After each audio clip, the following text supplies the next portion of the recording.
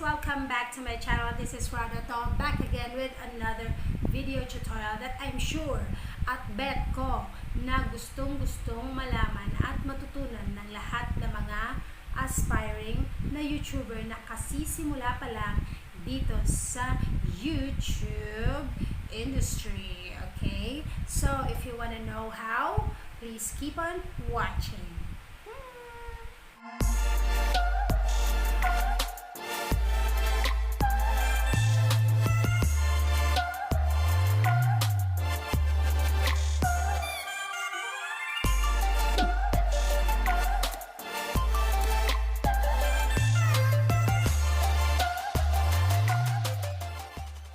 So guys, nakikita nyo ba to? Yan. Ang tawag dyan ay YouTube thumbnails. And, hindi ba, para sa ating mga nagsisimula pa lang sa YouTube, pag may nakikita tayo na ganyan, yung itsura ng kanilang YouTube video, para, ay, ang ganda naman ito, na-attempt tayo na pindutin at i-click yon at i-open yon at of course panoorin yung video nila. Kaya for now guys, ituturo ko sa inyo kung paano gumawa ng magagandang mga ganyan. Okay? So for all those na hindi pa nakapag-subscribe sa aking YouTube channel, please click the subscribe button and of course hit the notification bell beside the subscribe button para updated kayo sa lahat ng aking mga new uploads. Okay? So guys, para magawa natin yung YouTube thumbnails na yon, ang kailangan lang natin ay ating smartphone and of course, mag-download din tayo ng Picsart application. Okay? So let's go! Mag-download na tayo! Come! Okay, so I suppose na nakapag-download na kayo ng Picsart application sa cellphones nyo. So, let's open it. Yan. Hintayin lang natin mag-load, guys. And then, nakikita nyo tong may circle na may plus sign. I-click nyo yan. And then, gawa muna tayo ng picture guys na ilalagay natin sa thumbnails na design natin. Okay. So, meron ako mga na-capture na pictures ko. Pipili lang ako doon. Pipili lang ako dito. Sample ito. Tapos, ika-crop ko yan. Ika-crop ko. So, ang gagawin ko pag nag-crop ako is ika-cut out ko siya. Cut out and then naka-select na siya guys. Ito, 'di ba? Gawin na lang natin, i-click na lang natin itong person para maano siya, ma-detect niya at i-crop niya ma-crop na niya yung yung entire picture ko. And 'di ba meron napansin niyo ba na merong dito parang hindi na nakulayan. Di pa to na-crop. So, ang gagawin natin, i-restore muna natin. Pili tayo ng brush. Ito yung size ng brush, guys. Ito, palitin muna natin siya. Tapos saka natin sobrahan muna natin, guys.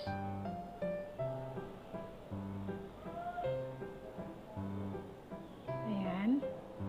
Tapos, erase natin. Pagka nagkamali tayo, for example, ganyan, nagkamali tayo. So, ang gagawin natin, erase na lang natin. Itong nasa gitna, erase. Tapos, paliitin natin yung niya. Ayan.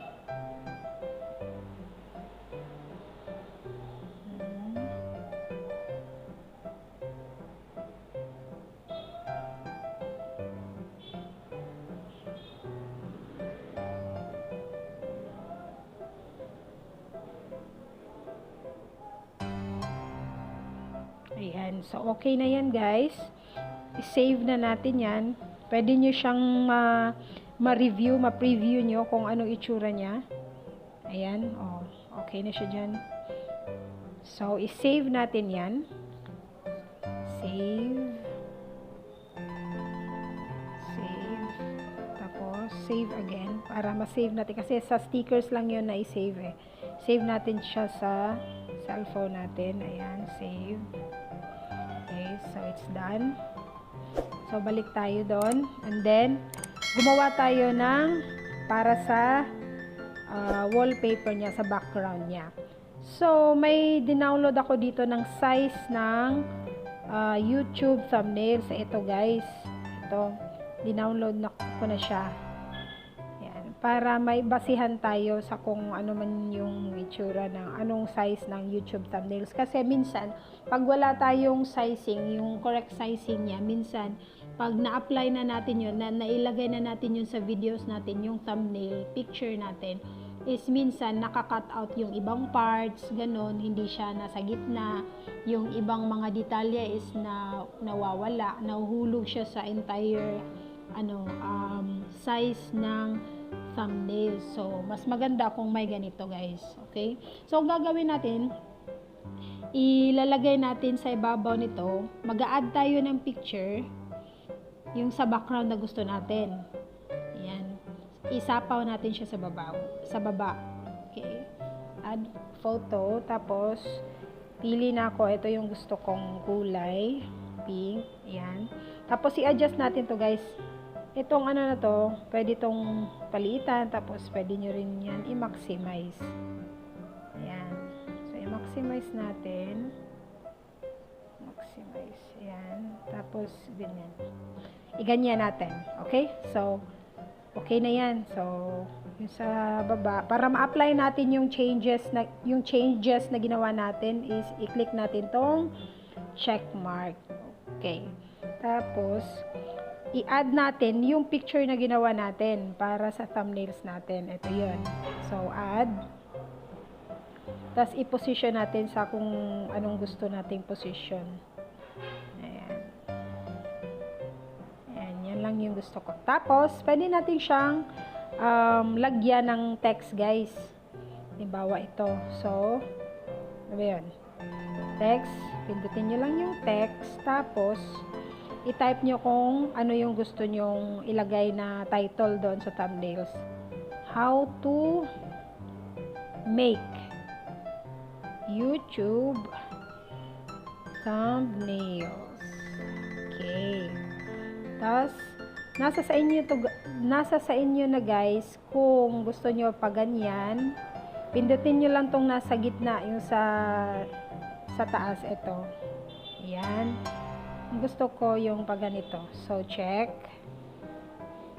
Okay. So, i-position nyo siya. Dapat lakihan nyo guys para makita agad. Lakihan. Pwede nyo siyang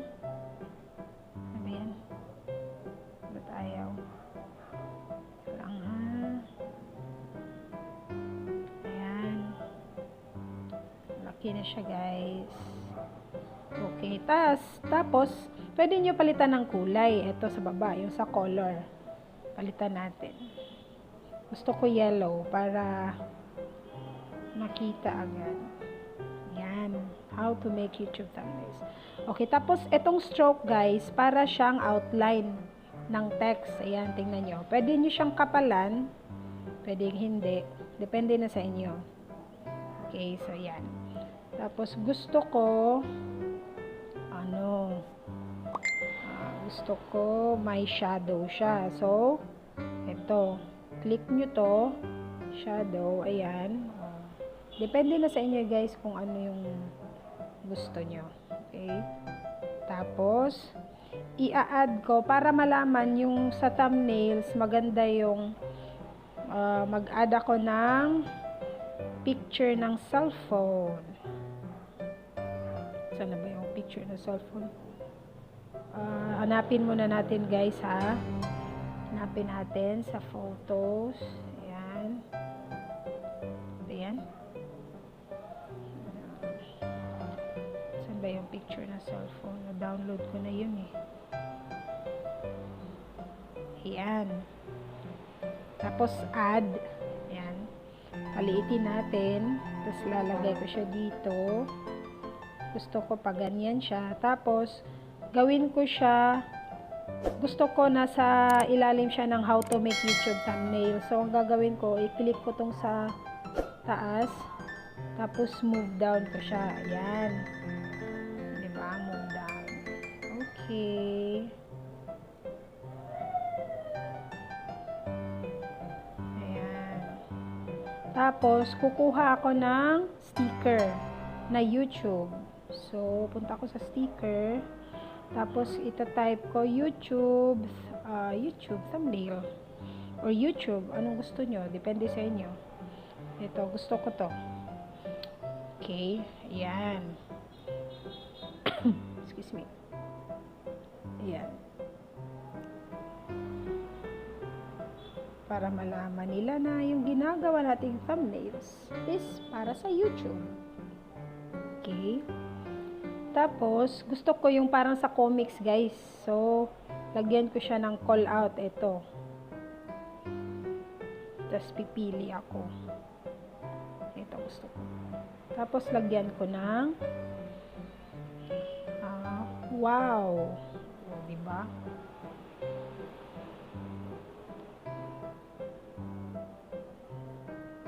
Tapos, check. Tapos, pwede ko tong palitan ng font. Ayan, kung ano yung gusto kong font para klaro. Ito, gusto ko yan.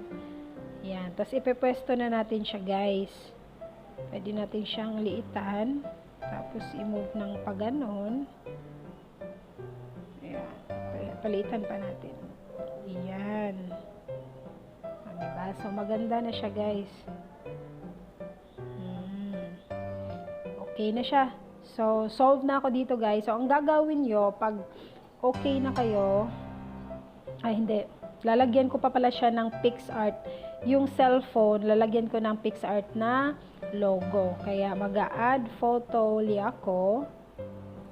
Picsart logo. Ayan. Saan ba yun? Picsart logo. Saan na yung Picsart logo? Ba't nawala? Ayan. Downloads. Sa downloads yun. Yan. Tapos add. Tapos ilalagay ko siya dyan sa gitna ng cellphone. Ayan. Nalagay ko siya dyan. Tapos litan natin. Ayan. O, diba?